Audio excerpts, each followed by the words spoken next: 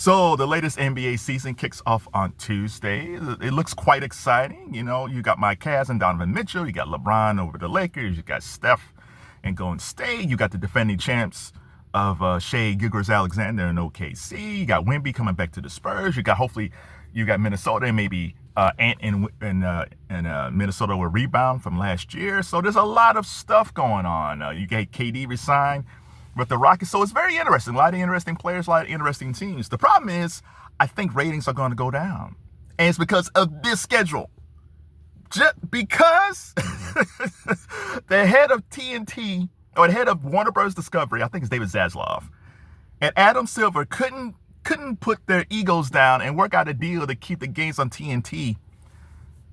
Adam Silver went off because basically what the guy from TNT said, he said, we don't need the NBA a couple years ago, and Adam Silver was like, screw you then. Once our contract is up, I'm gone. And then he negotiated all these deals. So now you have games on NBC, you have games on Peacock, you have games on Amazon Prime, along with games that's going to be on ESPN and ABC.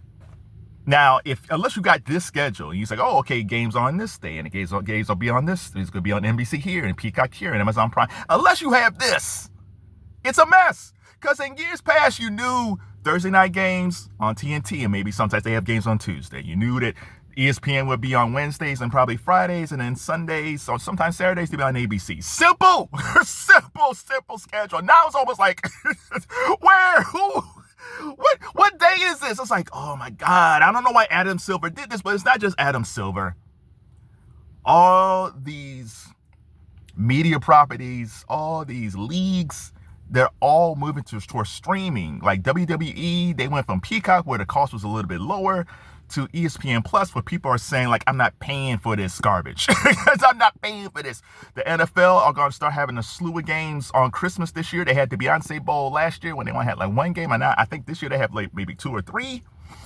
And then the contract with the networks are coming up in a couple of years. And it makes you wonder, are they going to stay on Fox and CBS and NBC, or where they start moving more of the games to streaming? Dear NFL, don't make the mistake of like WWE and the NBA. And I love the NBA, but don't make this mistake. Everybody doesn't have all this money for all this streaming. I don't know what world these guys live in, where they feel like people have this endless bundles of cash to pay for all these streaming properties. You got Netflix, you got Hulu, you got Amazon Prime, you got Peacock, you got ESPN Plus. And then you got Discovery Plus and all these pluses. Everybody got Amazon Plus. Everybody got a plus. We don't have that much money. People are getting laid off because of these tariffs. People are concerned about Christmas. They don't know if they have enough money for Christmas. Some people said they might not even buy presents for Christmas. I don't think if you got little kids, at least buy something for the little kids. You got to do that. But I don't know where NBA and the NFL and WWE and all these people seem to feel like everybody has all this extra cash for streaming. If I could talk to Adam Silver with peace and love, dude, I know you're locked in right now with NBC and Peacock and Amazon Prime, but hopefully there is an out clause where you can say, you know what, after 2 or 3 years, I think we might have to get out. And you know why he needs to get out? KD just signed his 2-year deal with the Rockets. 2 years for $90 million, which is a lot. Good for him, but I don't know if KD's going to be healthy these 2 years, but good for him. 2 years, I think KD's going to be out. I feel like LeBron James, either at the end of this season or next year, he's going to be out. And Steph Curry doesn't seem like a guy who wants to hang around too long. So even Steph might be out in 2 years. And even though I talked about Donovan Mitchell and Wimbiy and Ant-Man and Shea, I don't know if these guys currently, who's not Steph, KD, and LeBron, can carry the league. And it's not their fault. It's just that when Steph and KD and LeBron came, they came at a great time. Because I remember when Jordan retired, and you had Kobe, you had KG, you had AI, you had all these great players. But the ratings was always up and down, even though with all these great players back in the mid 90s up to the 2000s. Like when LeBron came in, just everything started to change after that, even though all these guys were great. The ratings kind of started skyrocketing once LeBron came into the league. And now I think we're going back to where we were back in the 90s. And again, there's a lot of, just like there was a lot of great players in the mid 90s, there's a lot of great players now, but I don't know if any of these guys can carry the league. And in turn, I don't know if these guys can convince people to pay for Peacock and Amazon Prime to see these games. Plus, I don't even like the cover. I don't know about the coverage on NBC. Like the TNT coverage with Kevin Harlan and Inside the NBA, that was great.